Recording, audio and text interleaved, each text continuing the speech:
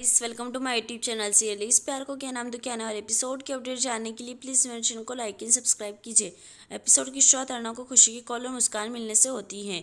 वो पूछती हैं कि वह उसके खिलाफ कैसे चुगली कर सकता है और कहती हैं कि वह चली जाएगी। वह कहती है हरि प्रकाश ने उसे सब कुछ बताया। अर्णव कहता है कि आप पहले ही निकल चुकी थी और घर पर नहीं है। खुशी को गुस्सा आता है। अर्णव हरि प्रकाश से कहता है कि वह आपसे खुशी को कुछ भी न बताया। हरि प्रकाश कहता है कि मैं पौधों को पानी देने आया हूँ। अर्णव कहता है कि मैं पानी दूंगा और बताता है कि उसे पौधे पसंद है और कहता है कि वे बात नहीं कर सकते और किसी को चोट नहीं पहुंचा सकते, यहाँ तक कि माँ को भी यही पसंद था। वह कहते हैं कि खुशी को लगता है कि मुझे ये पसंद है क्योंकि वे मुझे उल्टा जवाब नहीं दे सकती। वह कहता है कि यह सच नहीं है लेकिन हाँ हो सकता है, लेकिन मैंने खुशी से शादी क्यों की? क्योंकि वह मुझे उल्टा जवाब देती हैं और वह सब करती हैं जिससे मुझे नफरत है। जब मैंने उसे बताया तो उसने दावा किया कि जैसा मैंने सोचा था। उसने मुझे लॉर्ड गवर्नर नाम दिया कि कोई भगवान नहीं है। याद है पहली बार जब मैंने उससे कहा था कि मैं भगवान में विश्वास नहीं करता तो उसने कैसे प्रतिक्रिया दी। एक फ्लैशबैक दिखाया गया है।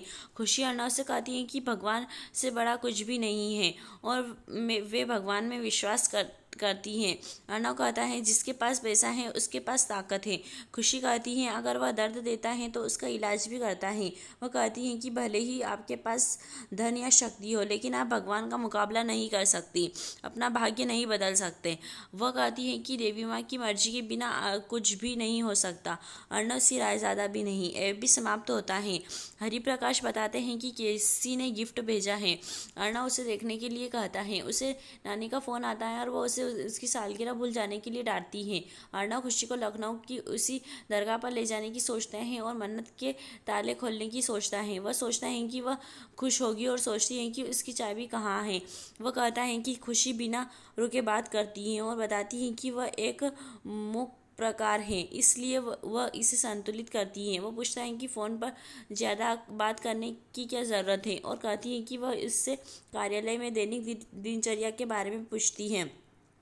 वह कहता है कि वह सुधार करने की कोशिश कर रहा है और कहता है कि मैं उसे हंसते हुए सुन सकता हूँ। वह नीचे बैठता है और कहता है कि जब उन्होंने शादी की थी खुशी हर पल सालगिरह मनाना चाहती थी। वह कहता है कि मैंने उन्हें नहीं बताया लेकिन मुझे तारीख अच्छी तरह याद है। मुझे याद है जब उसने मुझे पहली बार हंसाया था। फ्लैशबैक दिखाया गया है। वरना उससे बताता है कि उसके गाल पर कुछ है। खुशी पूछती है कहाँ। खुशी अपना चेहरा साफ करती है और पूछती है कि क्या आप मुझे माफ़ कर देंगे?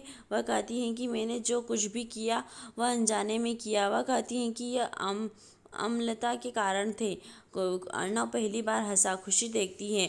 उसकी बहन आती है और उसकी हंसी देखती है और वह कहती है कि मुझे विश्वास नहीं हो रहा है कि आप हंस रहे हैं और कहती हैं कि उसने उसे कई सालों के बाद पहली बार हंसते हुए सुना।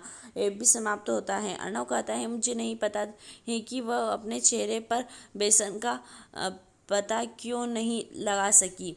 वह बुआ जी के प्रसिद्ध बेसन के लड्डू खुशी की के बाबूजी की मिठाई का डिब्बा दिखाती है। उनका कहना है कि खुशी के बाबूजी अब ठीक है और पक्षाघात के से उबर चुके हैं। उनकी मिठाई की दुकान अच्छी तरह से चल रही है। वह खुशी के लिए जलेबी का डिब्बा दिखाता है और सोचता है कि यह 1 साल का कोटा है जिसे वह एक दिन में खा लेगी। वह अपने डायबिटिक पति के लिए सूखे मेवे दिखाती है और सोचता है कि दी को चाबियों के बारे में पता होगा। उसे अमन का फ़ोन आता है और चाबियों के बारे में पूछता है। उसे लखनऊ का टिकट मिलता है और मन्नत की। वह कहता है कि उसने कोई गलती नहीं की लेकिन खुशी और दी ने मन्नत की। वह कहता है कि दी ने उसके लिए मन्नत की होगी कि उससे उसका प्यार मिले। वह कहता है कि खुशी हर जगह उसके साथ थी, घर, कार्यालय, कार के बुट आदि में। उसे एक पत्र मिलता है और वह चौंक कर किसी को बुलाता है। ये एपिसोड समाप्त होता है। आने वाले एपिसोड की अपडेट जानने के लिए प्लीज़ हमारे साथ बने रहें।